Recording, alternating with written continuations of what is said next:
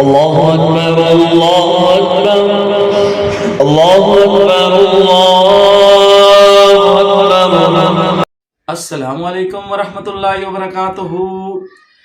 شوال المکرم عید الفطر کے بعد پہلا جمعۃ المبارک جامع مسجد سیدنا صدیق اکبر رضی اللہ تعالیٰ عنہ میں بڑے پرجوش طریقے سے ادا کیا جا رہا ہے۔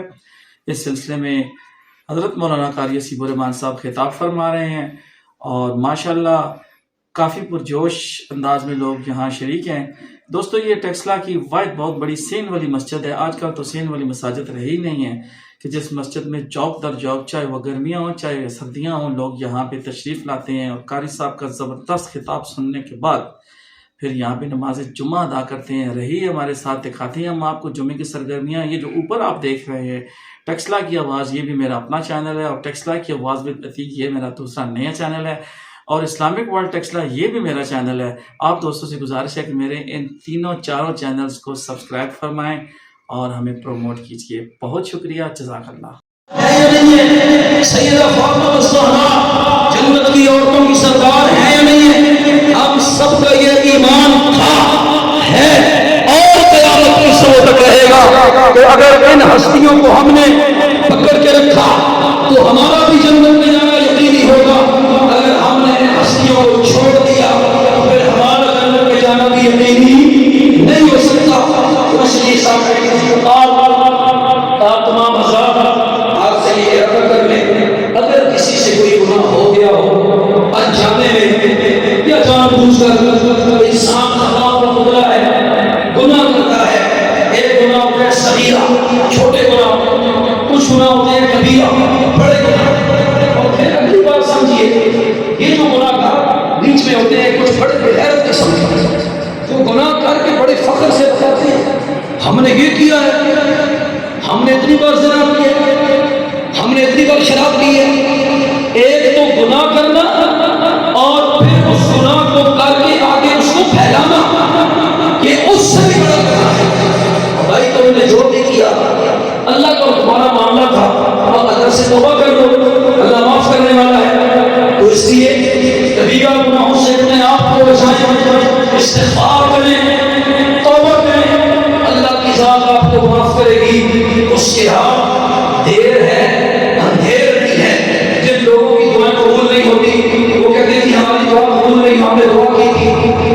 آخرت کے اندر وہی دعا ذخیرہ بنتی ہے، اور سورہ حاقہ کے اندر اللہ نے فرمایا جب وہ لوگ جن کی ایک دعا بھی قبول نہیں ہوئی ہوگی وہ قیامت کے دن بڑے خوش ہوں گے، اور وہ لوگ جن کی دعائیں قبول ہوئی ہوں گی وہ کہیں گے کاش دنیا میں ہماری کوئی دعا قبول نہ ہوتی، آخرت میں ذخیرہ بن جاتی۔ تو اس لیے سامعین اسی وقت یہ چند باتیں آپ سے عرض کی ہیں، آپ نے عید کی خوشیاں بھی منا لی ہیں، پیچھے روزے بھی رکھے ہیں۔ اللہ سے دعا وہ ہے کہ اللہ ہم سب کو رمضان المبارک کی عظیم کڑیاں، عظیم خوشیاں زندگی میں بار بار نصیب فرمائے، اور عید الفطر کی خوشیاں بھی نصیب فرمائے، اور آگے کچھ ماہ کے بعد عید الاضحیٰ آئے گی، وہ بھی اللہ تعالیٰ اس کی خوشیاں بھی ہمیں نصیب فرمائے۔ اور جو لوگ اس موقع پر نہیں ہیں، یعنی جو بچھڑ گئے، دنیا سے چلے گئے، ہم ان کے لیے دعا گو ہیں کہ اللہ تعالیٰ ان کی مغفرت فرمائے۔ یقیناً ان کی یاد بڑی آتی ہے جو عید الاضحیٰ یا عید الفطر کے موقع پر نظر نہ آئے۔ ہم سے تو یہی ہو سکتا ہے کہ ہم ان کی قبروں پہ جا کے دعائیں کرتے ہیں کہ یا اللہ آخرت کی مناظر کو آسان فرما۔ تو اس لیے اللہ تعالیٰ ہم سب کو جو کہا سنا اللہ تعالیٰ کہہ رہے اس سننے سے زیادہ عمل کرنے کی توفیق عطا فرمائے۔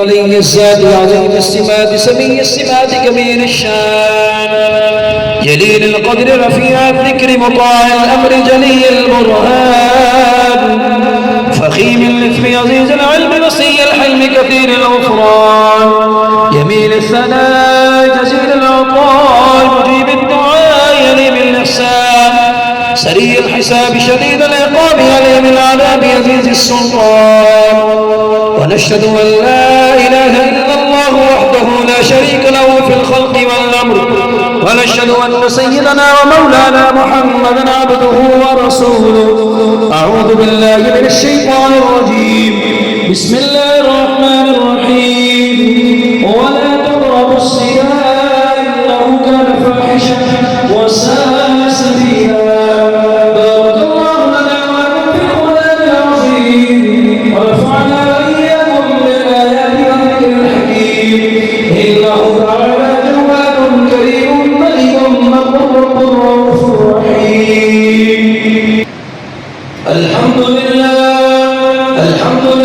نحمده ونستعينه ونستغفره ونؤمن به ونتوكل عليه ونعوذ بالله من شرور انفسنا ومن سيئات اعمالنا من يهده الله فلا مضل له ولا هادي له ونشهد ان لا اله الا الله وحده لا شريك له في الخلق والامر ونشهد ان سيدنا ومولانا محمدا عبده ورسوله ارسله بالحق بشيرا ونذيرا وداعيا الى الله باذنه وسراجا منيرا. اعوذ بالله من الشيطان الرجيم. بسم الله الرحمن الرحيم.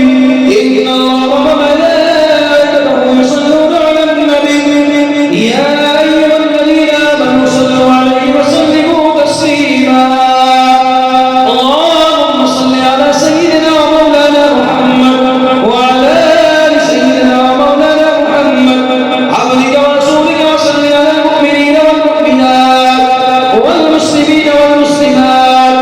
قال النبي صلى الله عليه وسلم ارحم امتي بامتي ابو بكر واشدهم في امر الله عمر واصدقهم حياء عثمان وقضاهم علي وفاطمة سيدة نساء أهل الجنة الحسن والحسين سيدا شباب أهل الجنة وحمزة وسد الله وسد رسوله رضوان الله تعالى عليهم أجمعين. اللهم اغفر للعباس وولده مغفرة صابرة ومغفرة لا تغادر ذنبا. الله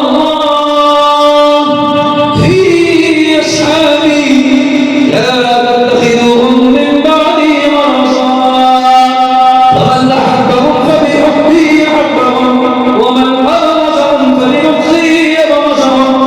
تعالوا عباد الله رحمكم الله إن الله يأمر بالعدل والإحسان وإيتاء ذي القربى وينهى عن الفحشاء والمنكر والبغي يعظكم لعلكم تذكرون.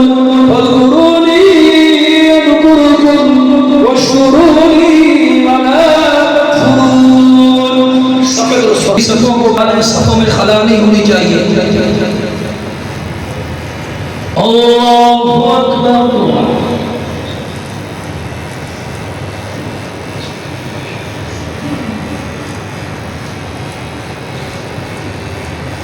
الحمد لله رب العالمين الرحمن الرحيم مالك يوم الدين إياك نعبد وإياك نستعين اهدنا الصراط المستقيم صراط الذين أنعمت عليهم غير المغضوب عليهم ولا القارعة